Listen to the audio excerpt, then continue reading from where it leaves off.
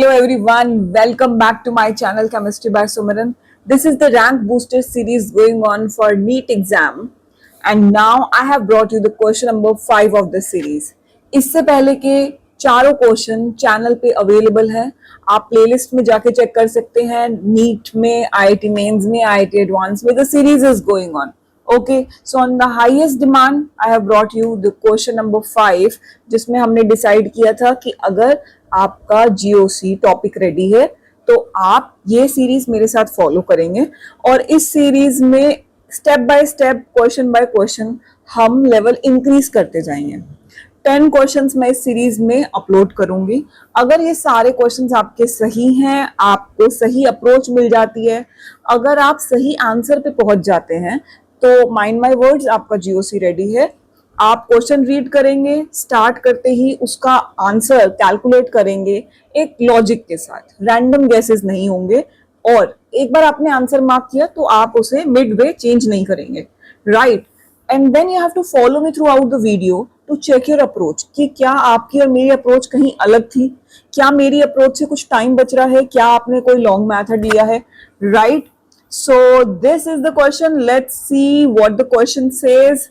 Okay, the decreasing order of acidity, हमें acidity का decreasing order बताना है. Among the following compounds is, correct. यहाँ पे मुझे 5 कंपाउंड दिए हुए हैं. अब ऑप्शंस में मेरे पास है पांचों कंपाउंड्स का एक ऑर्डर, करेक्ट. अब आप सबसे पहले मुझे ये बताएं, ये सोचें कि हम कैसे डिसाइड करेंगे कि किसी की एसिडिटी क्या है. तो उसके लिए सबसे पहले मुझे एसिडिक ग्रुप्स देखने हैं. मुझे ऐसा ग्रुप देखना है जो एसिडिक हाइड्रोजन रिलीज करेगा.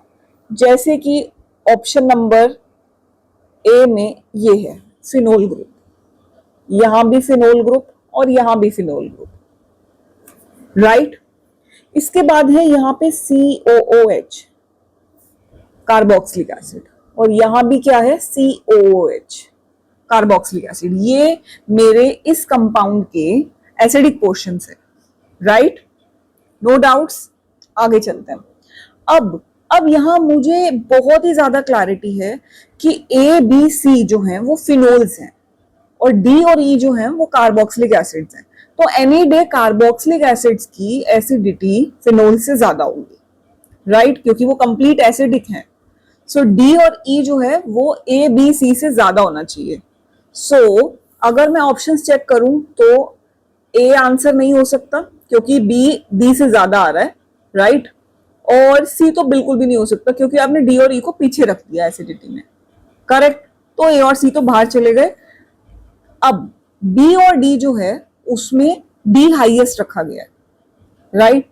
अब अगर यहां से मैं थोड़ा सा लॉजिक लगाऊं तो मेरा आंसर डी की तरफ जाता हुआ मुझे नजर आ रहा है क्योंकि डी और ई को बी ए सी से हाईएस्ट रखा गया. यही मैं सोच रही हूँ कि डी और ई हाईएस्ट होना चाहिए क्योंकि वो कार्बोक्सिलिक एसिड्स हैं, राइट.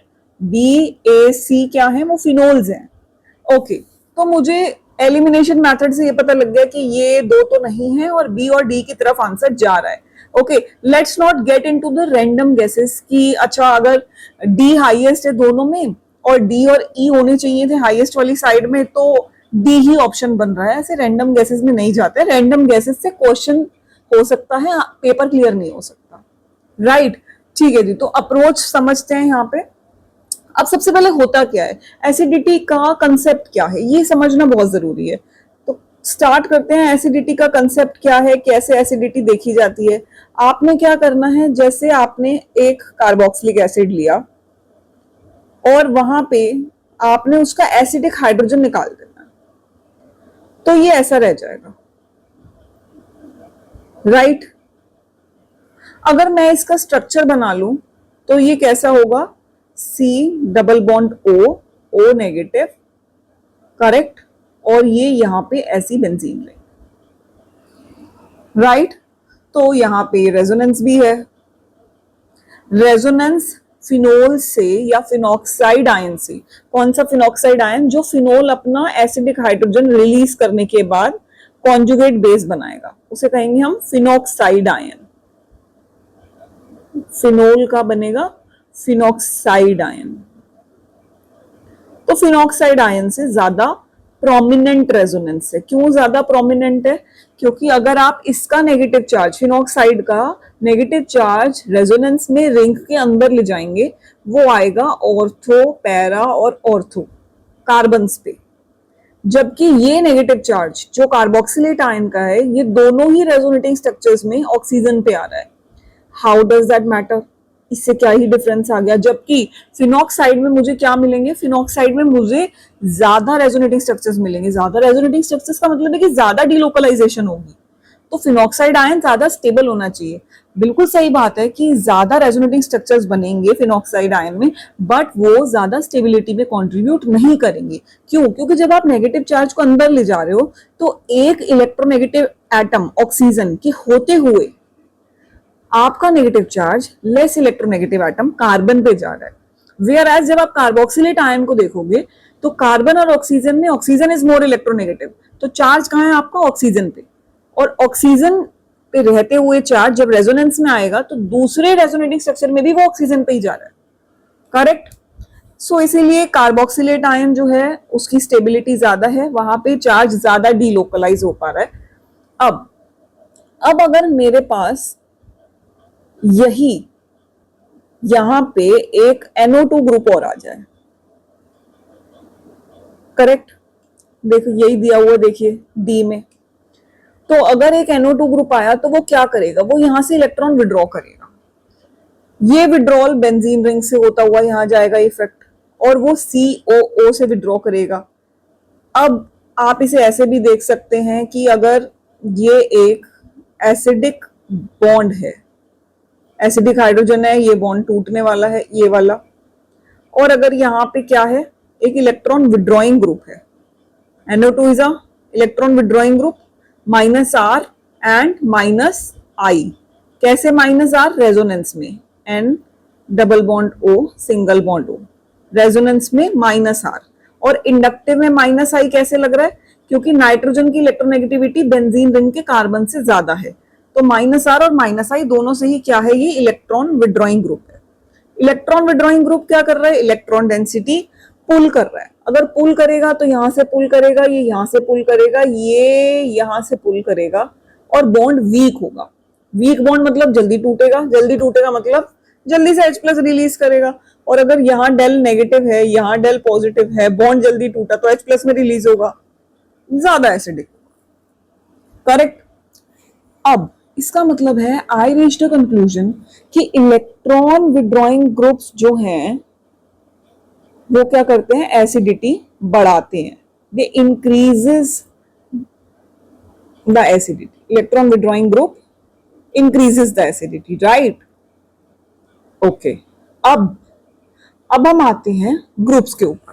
यही एक अप्रोच होनी चाहिए आपकी। आपको कभी भी रैंडमली, एलिमिनेशन से कभी भी रैंडमली, प्रैक्टिस में तो स्पेसिफिकली आपने कभी अप्रोच नहीं लगानी है कि ठीक है DEABC में D मेरा हाईएस्ट हो गया, आंसर खत्म, बाकी सब में D नहीं आ रहा।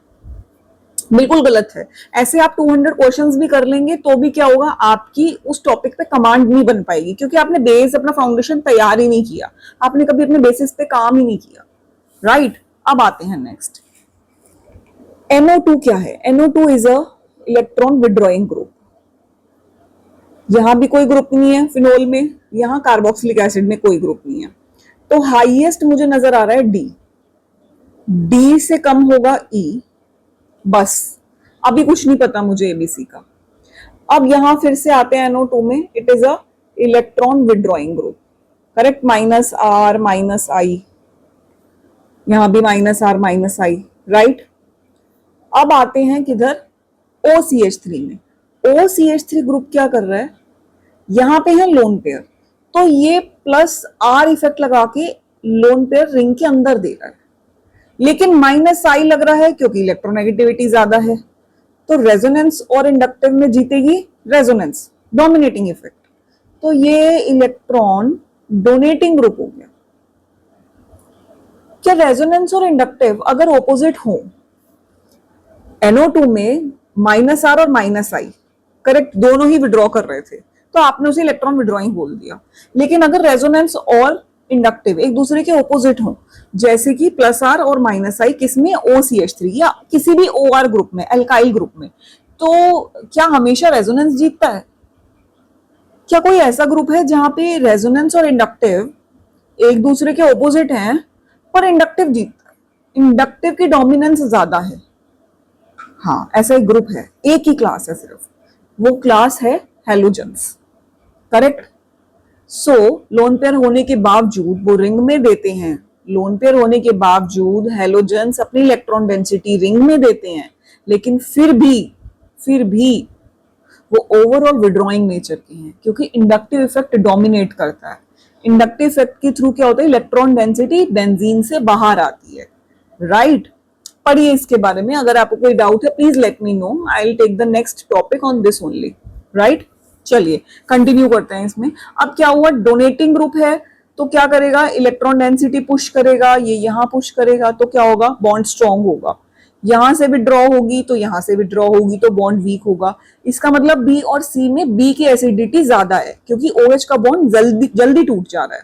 राइट। लेकिन ए में तो ऐसा कोई ग्रुप ही नहीं है जो विड्रॉ करे या फिर जो डोनेट करे, तो ए क्या है, मिडल में है। एक ग्रुप ऐसा जो वीक कर रहा है, एक ग्रुप ऐसा जो स्ट्रॉन्ग कर रहा है, तो ए क्या हो गया, वीक, बीच में आ गया, ना इधर ना इधर।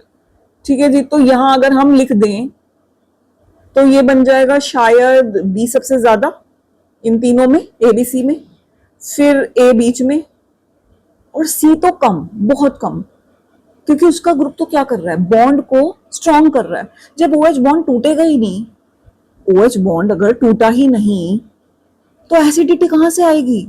और वैसे भी ये सब वीक एसिड्स हैं, क्योंकि ये ऑर्गेनिक एसिड्स हैं। डन। अगर यही आपको लगता है कि आपके कंसेप्ट में इंप्रूवमेंट आ रही है, आपको कुछ नई बात इस वीडियो से सीखने को मिल रही है, I will please request you to subscribe this video. ये कोई रैंडम क्वेश्चंस नहीं है, I am putting my brain out in कि कैसे कैसे ग्रेजुअली बच्चे का टॉपिक और लेवल इंक्रीज करना चाहिए। राइट। तो अगर आपको ये वीडियो अच्छी लग रही है, आपको रिलेट कर रही है, आपके डाउट्स क्लियर हो रहे हैं, please subscribe my channel, share it with your friends and like, comment, and you have to tell me in the comment section कि आपने कहाँ प्रॉब्लम फेस की, कहाँ गलत हुआ क्वेश्चन। राइट। और अगर करेक्ट हो गया तो वेल एंड गुड, बहुत ही अच्छा हुआ। तो अगर मैं ये वाले ऑप्शन को मैच करूं DEBAC, तो मेरा आंसर डी की तरफ जा रहा है। अच्छा, स्टार्टिंग में हिंट में हमने ये बात कर ली थी कि ऑप्शन जो है वो डी की तरफ जा रहा है। राइट। बट हम एक रैंडम गैस के मूड में नहीं थे। रैंडम गैस से क्या होगा, कोई कंसेप्ट नहीं बनने वाला आपका। डन। तो यहां हमने देखा कि एक स्मार्ट गैस से कई बार आंसर मिलने में हेल्प तो होती है। राइट। लेकिन हमने एक ये चीज भी देखी कि इलेक्ट्रॉन विड्रॉइंग ग्रुप जो है वो एसिडिटी को बढ़ाता है, और इलेक्ट्रॉन डोनेटिंग ग्रुप जो है वो इलेक्ट्रॉन डेंसिटी की सारी गेम है। अगर आपका OH बॉन्ड वीक होगा तो क्या होगा, जल्दी टूटेगा, जल्दी टूटेगा तो क्या होगा, एसिडिटी, क्योंकि H+ जितनी जल्दी सोल्यूशन में रिलीज होगा उतना ही कंपाउंड एसिडिक है।